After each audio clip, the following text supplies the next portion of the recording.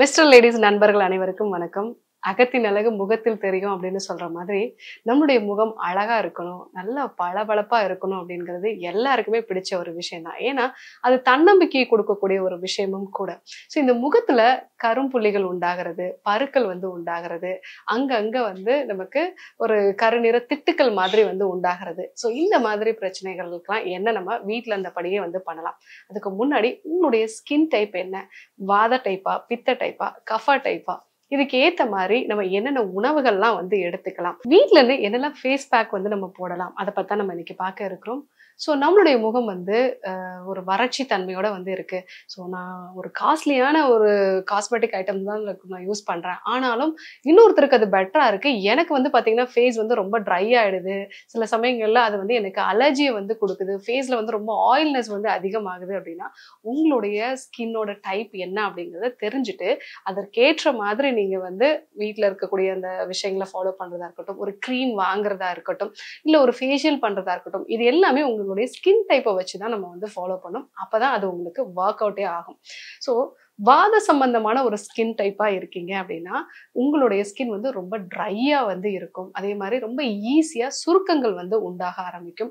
கூடுதலா மலச்சிக்கல் சம்பந்தமான பிரச்சனைகள், செரிமான கோளாறுகள், மன அழுத்தம், சரியான தூக்கமின்மை இந்த மாதிரியான ஒரு டைப்பா இருக்கீங்க அப்படின்னா, உங்களுக்கு வாத சம்பந்தமான ஸ்கின் டைப்பா இருக்கும். ஸோ இவங்களுக்கு நீங்க ரொம்ப ஒரு அசிடிக்கா நேச்சர் இருக்கக்கூடிய ஒரு லெமன் ஜூஸ் போடுறீங்க, இல்ல ஒரு முல்தானி மெட்டி போடுறீங்க அப்படின்னா, அவங்களுக்கு பாதிப்புகள் அதிகமாகும்.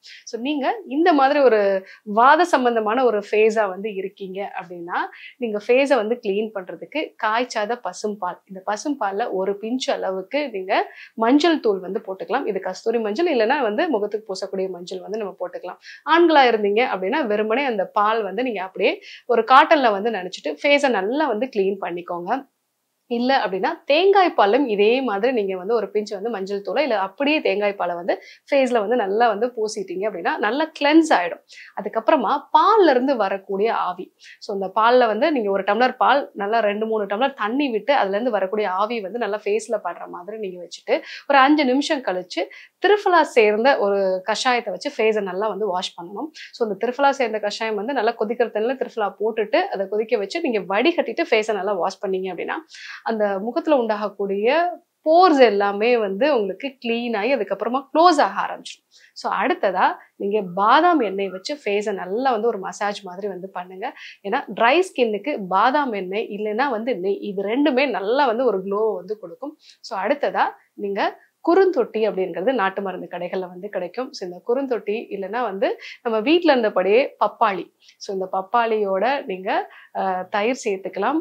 அதே மாதிரி உருளைக்கிழங்கு பச்சையா அரைச்சிட்டு இதை நீங்க மிக்ஸ் பண்ணி ஃபேஸ்ல நல்லா ஒரு மாஸ்க் மாதிரி போட்டு ஒரு 10 நிமிஷம் கழிச்சு நீங்க வாஷ் பண்ணிட்டீங்க அப்படின்னா, ட்ரை ஸ்கின் அதாவது வாத சம்பந்தமான ஒரு ஸ்கின்னுக்கு நல்ல ஒரு க்ளோ கிடைக்கும். இதுவே ஒரு சிலருக்கு பாத்தீங்கன்னா ஃபேஸ்ல நிறைய பிம்பிள்ஸ் இருக்கு டாக்டர். அதே மாதிரி எனக்கு ஒரு வெயில்ல போனேன் அப்படின்னாலே ஸ்கின்னு ரொம்ப அலர்ஜி ஆக ஆரம்பிக்குது, இல்ல ஸ்கின்ல சன் டர்ன் மாதிரி வந்துருது அப்படின்னு சொல்லுவாங்க.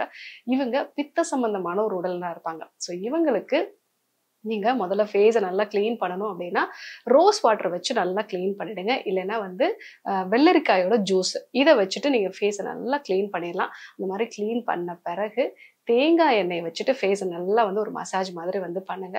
ஸோ இந்த தேங்காய் எண்ணெய் அப்படிங்கிறது புண்களை ஆற்றக்கூடியது. நம்மளுடைய ஃபேஸ்ல பருக்கள் இருக்குன்னா அது ஒரு இன்ஃப்ளமேஷனால தான் வரும். ஸோ அந்த ஒரு இன்ஃப்ளமேஷனை குறைக்கக்கூடிய தன்மை இருக்கிறதுனால நல்ல செக்கில் ஆட்டின தேங்காய் எண்ணெய் கிடைச்சதுன்னா அதை வச்சு நீங்க நல்லா ஃபேஸுக்கு ஒரு மசாஜ் மாதிரி பண்ணிடலாம். ஸோ அடுத்ததா சந்தனத்தூள், மஞ்சிட்டி, அதிமதுரம் இது மூணையுமே நீங்க ஒரு டீஸ்பூன் எடுத்துட்டு இது கூட நீங்க பன்னீர் அதாவது ரோஸ் வாட்டர் சேர்த்து மிக்ஸ் பண்ணி நீங்க ஃபேஸ் பேக் மாதிரி போட்டுக்கிட்டீங்க அப்படின்னா, உங்களுக்கு பருக்கள் நல்லாவே குறைய ஆரம்பிக்கும். இந்த சன் டர்னால வரக்கூடிய கருநிற திட்டுகள் இதெல்லாமே குறைய ஆரம்பிக்கும். ஸோ இதுவே இந்த பருக்கள் இருக்கிறவங்களாம் பார்த்தீங்கன்னா, டாக்டர் நாளைக்கு முக்கியமான ஒரு ஃபங்க்ஷன் இருக்கு, இன்னைக்கு எனக்கு பிம்பிள்ஸ் வந்துருச்சு அப்படின்னு சொல்லுவாங்க.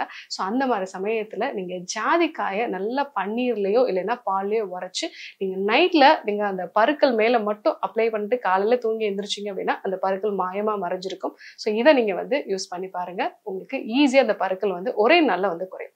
அடுத்ததா பாத்தீங்கன்னா ஒரு சிலருக்கு பாத்தீங்கன்னா ஃபேஸ் ரொம்ப ஆயிலியா இருக்கும். அதே மாதிரி பஃபியா இருக்கும். அவங்க கொஞ்சம் உடல் எடையும் அதிகமா இருக்கக்கூடிய ஒரு நபரா இருப்பாங்க. இவங்க கஃப உடலினர். ஸோ இவங்களுக்கு நீங்க நீங்க ஒரு பாதாம் எண்ணெய் வச்சு நீங்க ஃபேஸ வந்து மசாஜ் பண்றீங்கன்னா, இன்னும் ஆயில்னஸ் வந்து அதிகமா இருக்கும். ஃபேஸ் வந்து ரொம்ப பஃபியா மாற ஆரம்பிச்சுரும். ஸோ இவங்க நம்ம ஃபேஸ வந்து கிளீன் பண்றதுக்கு என்ன யூஸ் பண்ணலாம் அப்டின்னா, நீங்க மோர் வந்து நமக்கு வீட்ல அ அதாவது பட்டர எடுத்துட்டு மோர் இருக்கும் இல்லைங்களா?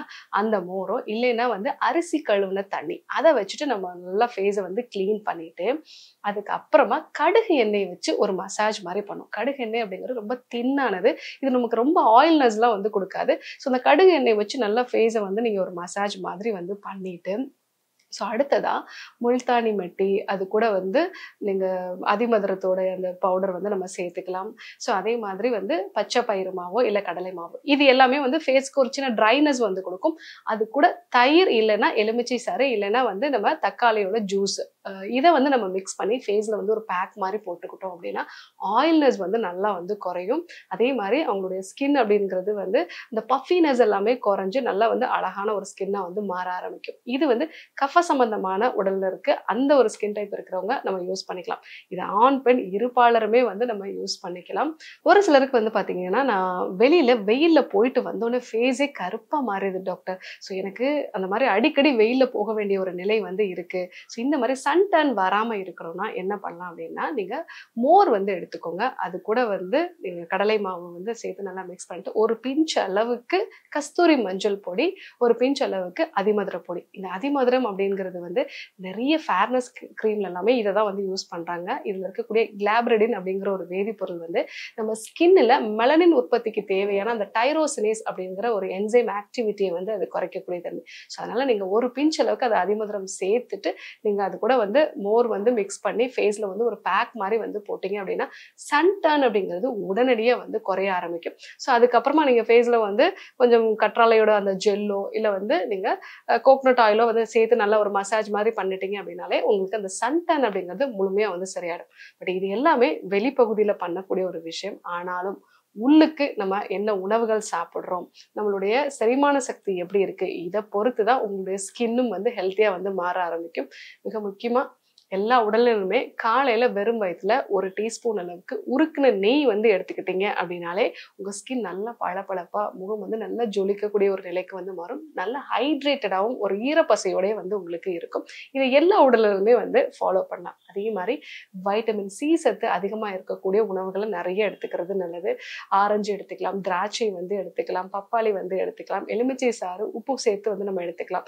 ஸோ இந்த மாதிரி எடுத்துக்கிட்டோம் அப்படின்னா ஸ்கின்னுக்கு தேவையான அந்த கொலாஜன் வந்து கிடைக்கும். ஸோ அதன் மூலமாக வந்து உங்க ஸ்கின் நல்லா ஹைட்ரேட்டடா, சுருக்கங்கள் இல்லாம அழகா வந்து மாற ஆரம்பிக்கும். இந்த விஷயங்கள் எல்லாம் வந்து நம்ம பயன்படுத்தி பார்க்கலாம். அது கூட நம்ம எளிமையான ஒரு பயிற்சி முறைகளை, ஒரு நடைப்பயிற்சி மேற்கொள்றோம் அப்படின்னா ஸ்கின்ல நல்லா வேர்க்க ஆரம்பிக்கும். அந்த மாதிரி வேர்க்கும் போது அந்த கழிவுகள்லாம் வெளியேறதுனால உங்களுக்கு ஸ்கின் நல்லா வந்து ஒரு ஹெல்த்தியான ஸ்கின்னா வந்து மாற ஆரம்பிக்கும். ஸோ இந்த விஷயங்கள் எல்லாத்தையுமே கண்டிப்பா நம்ம வந்து பயன்படுத்துறது நல்லது. எனக்கு ரொம்ப நாளா ஸ்கின்ல வந்து பிரச்சனை இருக்கு டாக்டர், முகத்துல ஒரு மங்கு வந்து இருக்கு, ஹார்மோன் சம்பந்தமான பிரச்சனைகள்லாம் இருக்கு அப்படின்னா 7 நாள் எடுத்துக்கொள்ளக்கூடிய நெய் மருந்து டீடாக்சிஃபிகேஷன் ஃபாலோ பண்றது நல்லது. ஸோ அந்த மாதிரி எடுத்துக்கும் போது ஸ்கின்னும் நல்லா ஹெல்த்தி ஆகும். அதே மாதிரி ஹார்மோன் சம்பந்தமான பிரச்சனைகளும் மாற ஆரம்பிக்கும்.